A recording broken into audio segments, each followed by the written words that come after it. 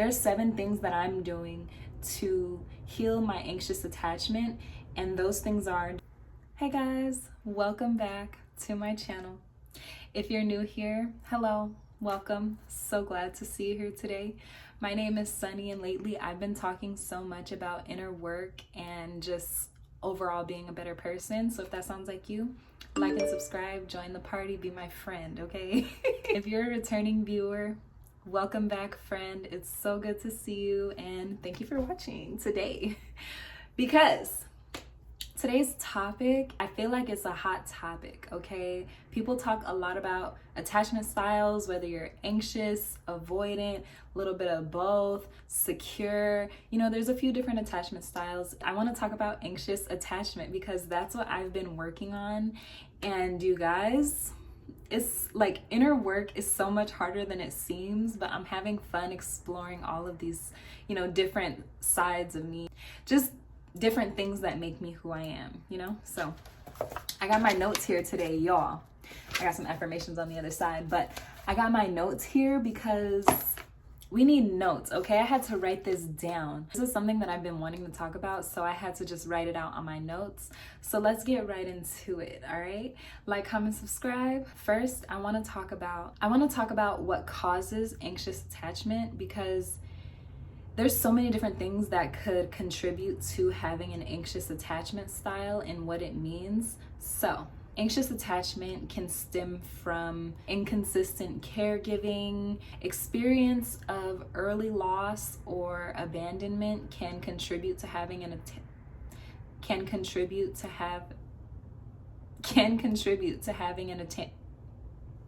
what am I trying to say?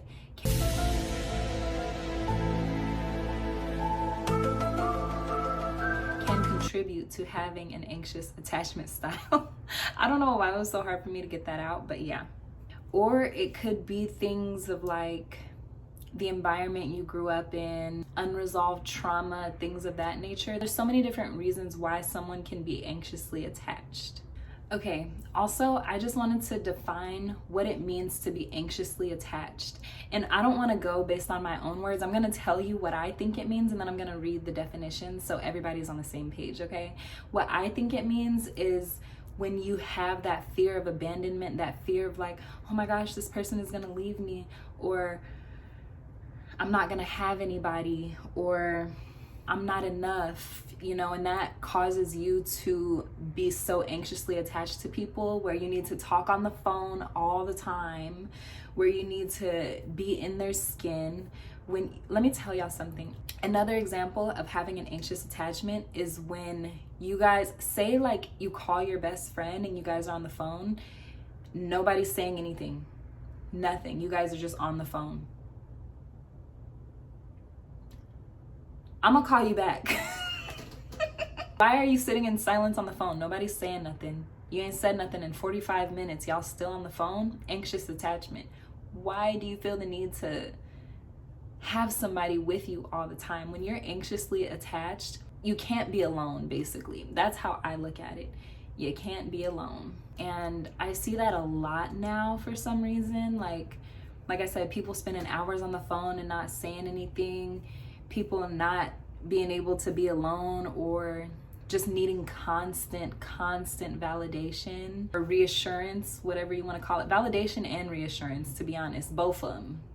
But the Google definition of an anxious attachment style is, it's an insecure attachment style where a person has a strong fear of rejection, abandonment, often leading them to crave intense closeness in relationships, while simultaneously fearing their partner might leave them, resulting in behaviors that can appear clingy or overly dependent.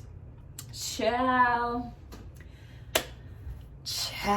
Like, I feel like I resonate with this. Like, this literally used to be me. I used to be one of the people that would be like, just leave me like everybody else.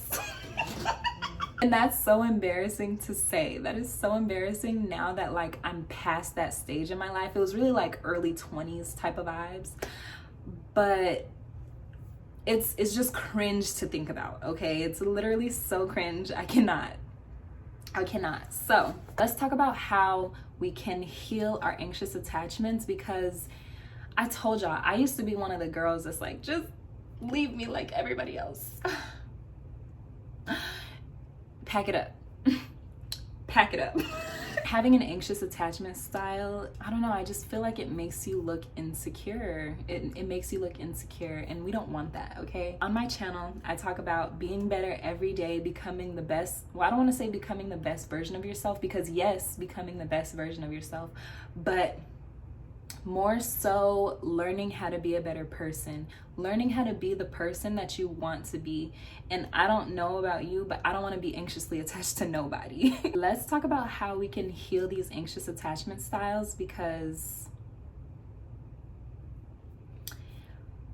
there needs to be internal growth. I'm a huge believer in you have to better yourself in order to make the world a better place. And we don't need all of these Gen Zs, Gen Alphas, whoever, walking around with emotional support blankets, walking around with their thumb in their mouth, or can't be an independent person because they're anxiously attached to their family, their friends, whoever. The first step in healing your anxious attachment style is developing self-awareness. Now, I always talk about self-awareness because I know that it's important.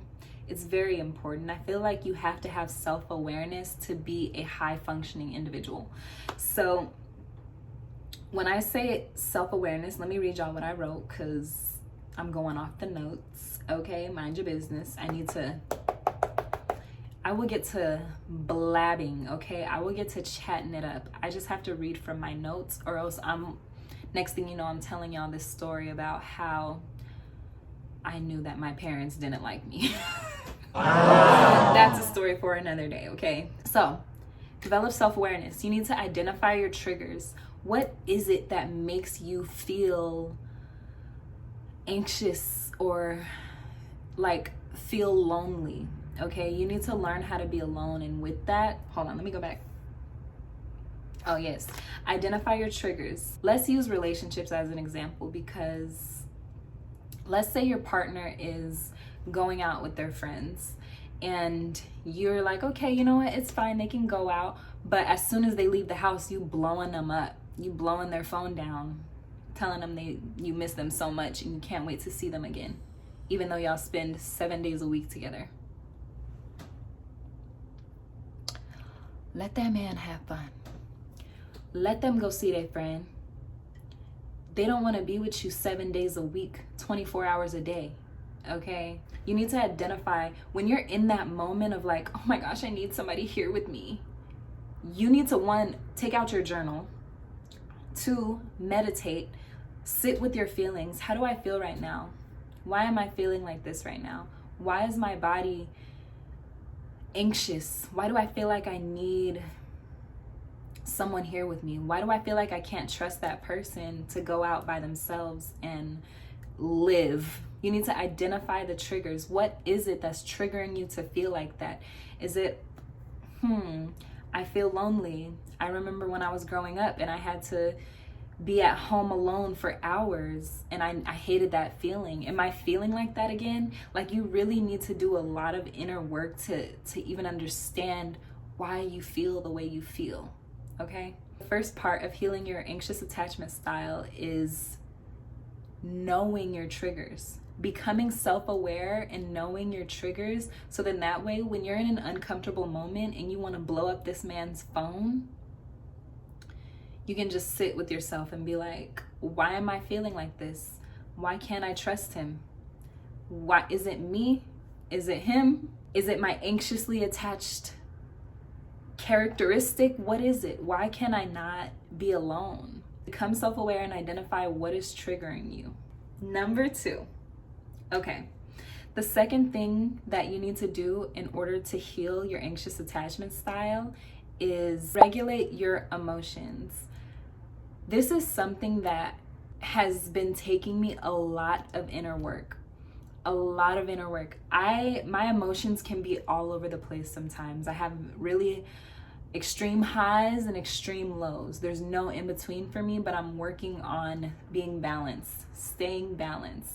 It's super important for me because, like I said, having extreme highs and extreme lows is not good. Those are polar opposites. Regulate your emotions. Practice breath work. Breathe in and out whenever you're feeling anxious, whenever you want to call and sit on the phone with somebody who ain't talking about nothing, okay? Sit with your feelings and think, why am I feeling like this? Become self-aware. Think about everything. And what did I say? Regulate your emotions. So using breathing techniques is extremely helpful because it helps you sit in your body and be in your body in the moment. You're just thinking about the air you're breathing. You're not thinking about anything. Or even if you are thinking about things, you're just like releasing all of that energy, releasing the energy, okay? It's important to understand what you're feeling so you can redirect the energy. Instead of keeping it in your body, you can practice art, go work out, play with your dog, I don't know, something, but release that energy. It's so important to release that energy. Also, a part of regulating your emotions is something that I have been doing, is taking a moment and not responding. Sometimes you have to literally just sit down and think. Sit and think about how you want to respond, how you should respond, or if the first response is the right response. Because you know how like the first response, I'd be ready to fight, okay? Or I'd be ready to curse somebody out. But you really have to take a step back, sit in your emotions, and think like, how do I want to react to this situation? Regulate your emotions. Step 2, super important, especially if you're a woman, super important to regulate your emotions. Number 3, learn self-compassion. Learn how to love yourself. Learn how to connect to your emotions. I think it's super important to connect your mind, body, and soul. All 3 need to be in unison. I'm still working on it and getting all 3 of mine in unison, but I have come so far. Y'all know I used to beat girls up, okay? I've been in several fights in my life. But it's like that sometimes when you grow up in certain environments. Sometimes all you know is fight or flight. And I didn't realize this until I was 23, still trying to beat girls up, okay? I had to do so much inner work to get rid of these hostile feelings or just pent up energy in general. I had to learn self-compassion, learn how to be there for myself, learn how to say, you know what? It's fine. They don't deserve my energy. Knowing or having self-compassion is being so patient with yourself, acknowledging that you're not perfect, nobody is perfect, but that's okay. You don't have to be perfect. You don't have to judge yourself so hard for not being perfect because nobody is perfect. And I had to learn that the hard way in the process of learning self-compassion. So that's the 3rd thing. Practice self-compassion. Number 4, practice secure behaviors. And when I say this, I mean not calling everybody and their mama 12 times a day, spending days alone. If you're tempted to send a 20-page long email to somebody who pissed you off, rethink that decision. Rethink it, okay? When you practice secure behaviors, you kind of sit and evaluate whether that specific behavior is in alignment with who you are and your moral value. Sometimes you got to sit and think, if cursing them out is a part of your moral value or moral standard, or if writing that 20-page email or whatever, I got a blanket, sorry, it's cold. Or if writing that email is a part of your, is a part of you, then go ahead and do that by all means. But I don't know if this is the right video for you per se.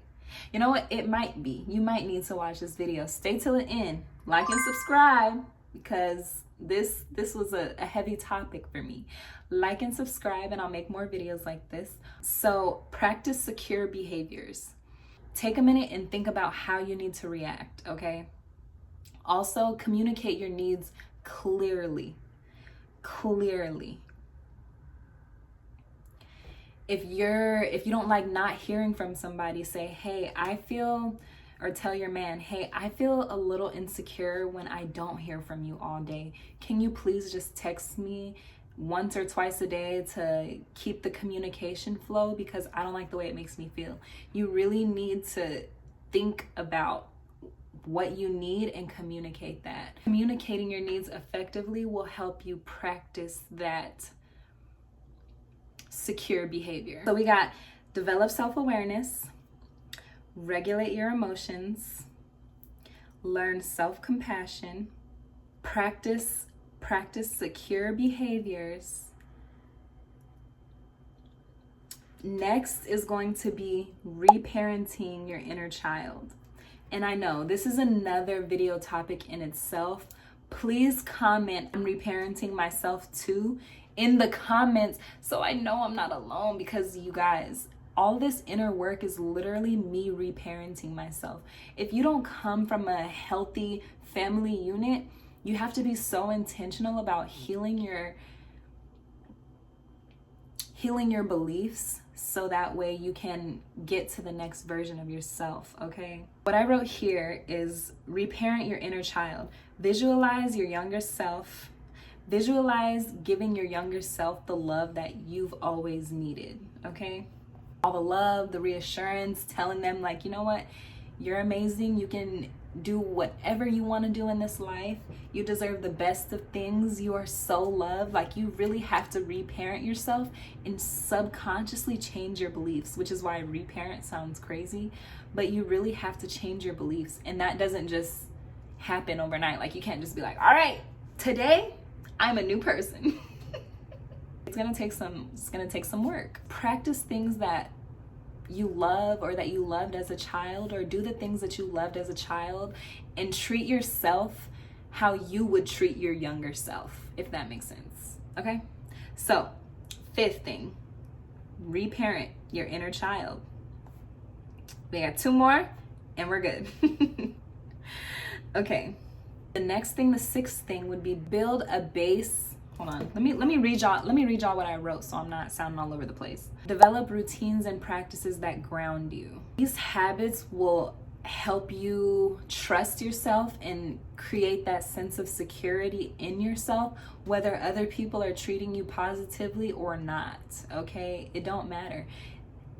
Creating a solid base or a solid routine can really help ground you, because these are the things that you're gonna do on the daily, weekly, monthly, yearly, whatever.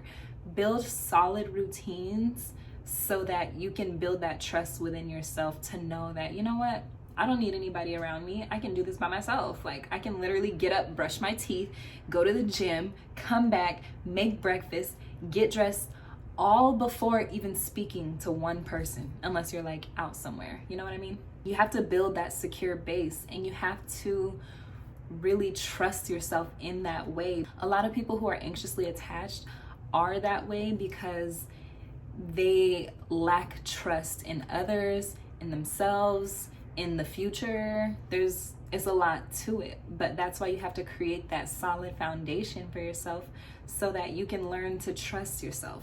Learn that you're gonna be okay without other people in your business. When you build a solid base and routine for your life, this will keep you stable, and that's what I'm learning.